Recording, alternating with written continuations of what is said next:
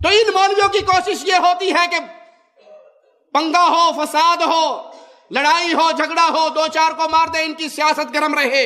مگر حقیقت کیا ہے؟ آئیے اس کڑوی حقیقت سے میں پردہ اٹھاؤں کہ اس مولوی صاحب نے اپنی زبان سے رسول اللہ صلی اللہ علیہ وسلم کی شان میں وہ الفاظ کہے، اللہ کی قسم میرے جملوں کو یاد کرنا، وہ کائنات کا کوئی انسان ہو، وہ کسی مسلک سے تعلق رکھتا ہو، وہ کسی جماعت کا فرد ہو، اگر اس کے دل میں محبت رسول کا ایک ذرہ ہے، مسلمان مر سکتا ہے، کٹ سکتا ہے، رسول اللہ کے بارے میں وہ لفظ زبان سے ادا نہیں کر سکتا جو مولوی فاروق بریلوی نے اپنی زبان سے اپنی تقریر میں ادا کیے۔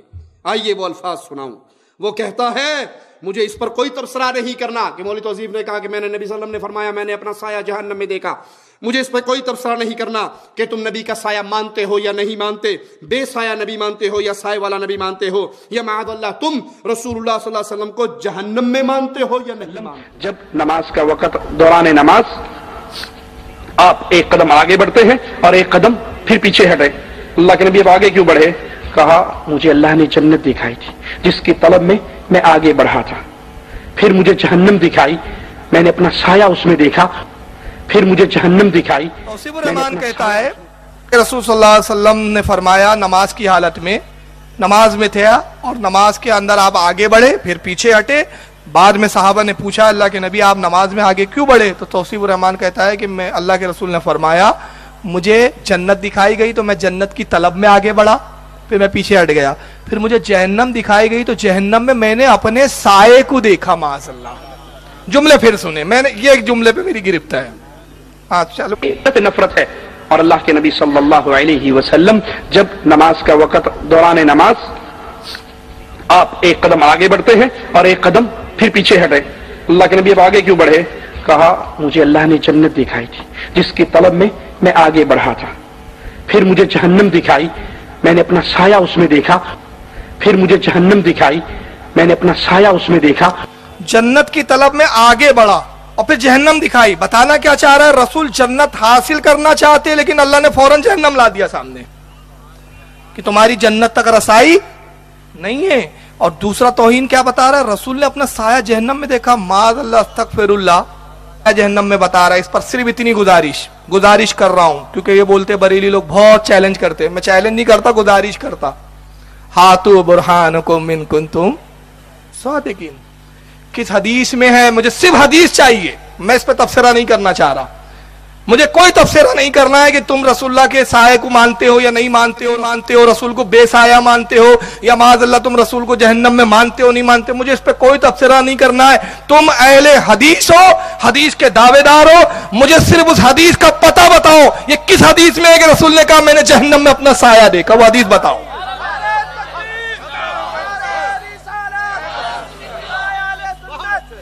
بند کرو جھوٹ بولنا حدیث کے نام پہ، بہت دھاندلیاں مچا رکھی ہے تم لوگوں نے۔ میں سناتا ہوں حدیث کیا ہے وہ۔ بیش کے محمد پڑھتے ہو بخاری؟ آتا ہے بخار، تم کو بخاری نہیں آتی۔ یہ بخاری کی حدیث ہے جس کو سنا رہا اور غلط پیش کر رہا ہے وہ۔ حوالہ نوٹ کرو، بخاری جلد نمبر 1 ابواب الکسوف، جلد نمبر 1 ابواب الکسوف، حدیث نمبر 990۔ عبداللہ ابن عباس سے حدیث ہے کہ چاند سورج گرہن ہوا، سورج کو گرہن لگا، اللہ کے نبی نے صحابہ سے فرمایا مسجد نبوی میں جمع ہو جاؤ، نماز کسوف سورج گرہن کی جس کو نماز کہتے ہیں وہ ادا کی جائیں گی۔ سرکار نے جماعت قائم کی۔ حضرت عبداللہ ابن عباس حدیث کے راوی، اب بخاری میں آپ تعجب کریں گے یہ حدیث کتنی جگہ لایا امام بخاری نے؟ ابواب الکسوف میں ایک حدیث نہیں، میں نے جب اس کو شمار کیا نا کل 18 حدیث ہے تقریباً، اس کے اندر 18 حدیث ہے یہی والی۔ امام بخاری نے الگ الگ سندوں سے، اب میں جو بھی سند سے پیش کر رہا ہوں عبداللہ ابن مسعود اس کے عباس راوی ہے۔ عبداللہ ابن عباس کہتے ہیں کہ رسول اللہ نے بڑا طویل قیام کیا، بہت لمبی قرات کی، بڑا طویل رکوع کیا، بڑے طویل سجدے کیے۔ پہلی رکعت آپ نے بڑی طویل پڑھائی، دوسری رکعت کے لیے جب آپ سرکار کھڑے ہوئے تو آپ نے دوران قیام اپنے ہاتھ کو آگے بڑھایا، پیچھے لے لیا، پھر آگے بڑھایا، پیچھے لے لیا، پھر آگے بڑھایا، پیچھے لے لیا، 3 بار آگے بڑھایا، 3 بار پیچھے لیا۔ اب حدیث کون بیان کر رہے ہیں؟ صحابہ۔ کہ رسول اللہ ہاتھ بڑھائے پیچھے لے لیا. نماز میں دیکھنے کا کہاں حکم ہے؟ ارے بھائی کتابیں بھی تو دیکھو ذرا مسائل کی. کہاں دیکھنے کا حکم ہے نمازی کو؟ سامنے نہیں، اپنے قدموں کے قریب جہاں سجدہ کرتا ہے اس جگہ، اور رسول سامنے ہے، ہاتھ بڑھا رہے پیچھے کر رہے. راوی حدیث کہہ رہے ہیں کہ ہم نے دیکھا. مطلب یہ کہ صحابہ کرام نماز میں نگاہ کہاں رکھتے تھے؟ رسول پر. جانتے تھے قبلے کا کعبے کا کعبہ ہے. سرکار نے سلام پھیرا، نماز ختم ہوئی. عرض کرتے صحابہ کرام یا رسول اللہ ہم نے دیکھا نماز میں آپ نے ہاتھ آگے بڑھایا پیچھے کیا، ہاتھ آگے بڑھایا پیچھے کیا. اللہ کے نبی نماز میں اس رکن کا اضافہ ہو گیا ہے؟ ارشاد فرمایا نہیں، بلکہ جب میں قیام میں تھا تو جنت میرے سامنے میرے رب نے پیش کر دی. جہنم کا ذکر کہاں آئے گا آگے بتا رہا ہوں. اور اس کے بعد فرماتے ہیں میں نے پہلے جہنم کو دیکھا، پہلے جہنم کا ذکر کیا، اور میں نے جہنم میں عورتوں کو دیکھا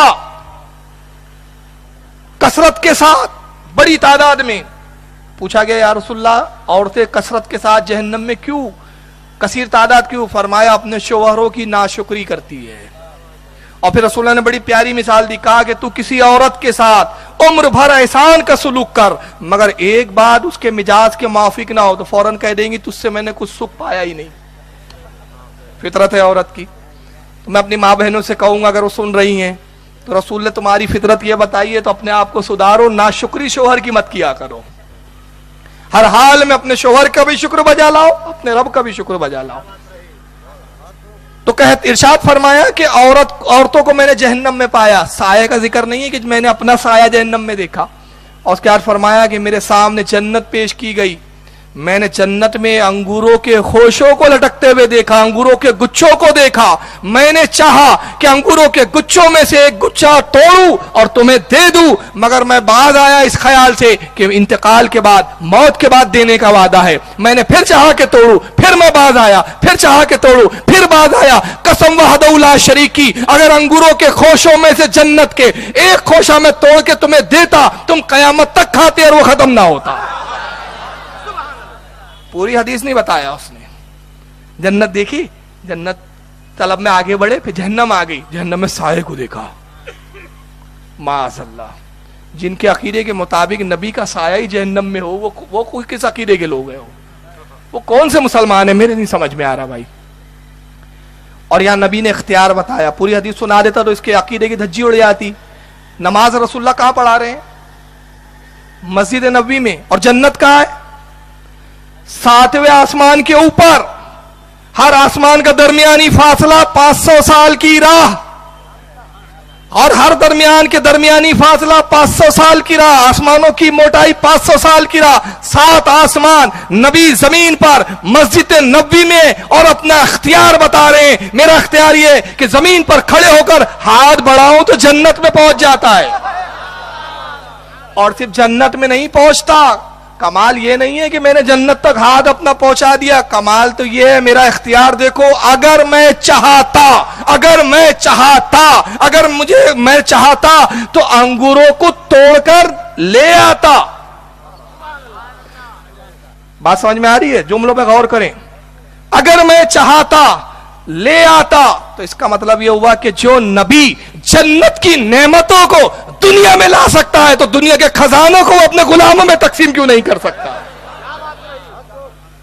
تو اللہ کے نبی نے اس لیے فرمایا دنیا کے خزانے مجھے عطا کر دیے گئے، اب جو کچھ ملتا ہے وہ میرے. جب نماز کا وقت دوران نماز آپ ایک قدم آگے بڑھتے ہیں اور ایک قدم پھر پیچھے ہٹے. اللہ کے نبی اب آگے کیوں بڑھے؟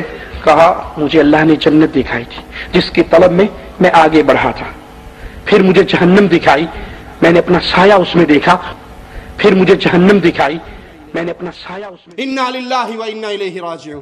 اے مولوی صاحب کاش تیری زبان پہ فالج گر جاتا یہ جملے اپنی زبان سے ادا کرتے ہوئے. کاش تیرے اندر غیرت ایمانی ہوتی، تجھے روک لیتی. زبان سے یہ جملہ کوئی کلمہ پڑھنے والا کیسے ادا کر سکتا ہے کہ نعوذ باللہ تم نبی کو جہنم میں مانتے ہو یا نہیں مانتے؟ اس سے بڑا کافر کوئی نہیں، اس سے بڑا مجرم کوئی نہیں. وہ مرتد انسان ہے جو مصطفیٰ علیہ السلام کے بارے میں اس طرح کے تصور کو اپنی زبان کے نوک پہ لاتا. فتنہ اور فساد کی آگ بھڑکانے کے لیے تمہیں عزت رسول پہ بھی حملہ کرنا پڑے تو تمہاری زبان شرم نہیں کرتی، بک دیتی ہے جو دل میں آتا ہے۔ یار جب تمہارے پاس اتنے انبار ہے کتابوں کی تو پھر مناظر سے ڈرتے کیوں ہو تم لوگ؟ پھر ڈرتے کیوں ہو یار؟ تو یہ کیسی بات ہے یار کہ سامنے تم آتے بھی نہیں ہو، صاحب چھپتے بھی نہیں ہو، جب پردہ چلمن سے لگے بیٹھے ہو؟ تو تمہارے پاس جب سب اتنے دلائل ہے، تم اتنے بڑے اہل حدیث ہو، اتنے بڑے علامہ مولانا، تو سب کیا وہ 4x4 کے کمرے میں تم سب علامہ مولانا بنے بیٹھتے ہو کیا؟ مسجدوں میں چھپ چھپ کے جلسہ، کونوں کونوں میں جلسہ، چھپ چھپ کے جلسہ، چھپ کے لیں گے، چھپ کے لٹریچر دیں گے، سب چھپا چھپی والا کام۔ کب تک یہ چھپا چھپی چلیں گا یار؟ اگر تم حق پر ہو اپنے آپ کو سمجھو تو مناظرے سے ڈرتے کیوں ہو؟ مناظرے سے وہ ڈرتا ہے جس کے دل میں کھوٹ ہوتا ہے، جو منافق ہوتا ہے وہ سامنے آگنے سے کہنے سے ڈرتا ہے۔ رسول کیا پرابلم ہے تم کو؟ پرابلم تم کو یہ سند نہیں ہے، سند نہیں ہے، تو میں تو بارہا کہہ رہا ہوں نا، تم جب بے سند والے کے ساتھ نہیں بیٹھ سکتے تو سند والے کے ساتھ تمہارے پیجامے کا کیا حال ہوگا میں وہ سوچ رہا ہوں۔ تم کیسے بیٹھو گے ہمارے کسی سند یافتہ کے؟ آتی نہیں یار تم تو، تم جب ہمارے ساتھ، اچھا عجیب بات ہے، تم کرانے والے کو سمجھانے جاتے ہو، چائے والے کو سمجھانے جاتے ہو، سنترے بیچنے والے کو سمجھانے جاتے ہو، تم فروٹ بیچنے والے کو سمجھانے جاتے ہو، اور جیسی فاروق کا جھگڑا ہو جائے گا بولتے ہیں۔ تو یار تو گنڈا ہے کہ موالی ہے؟ تو مولانا ہے تو جھگڑا کون لڑے گا؟ میرا تو موڈ ہی نہیں ہے لڑنے کا، تیرا موڈ ہے کہ لڑنے کا؟ تو تم موالی ہے پھر تو مولانا نہیں ہے پھر۔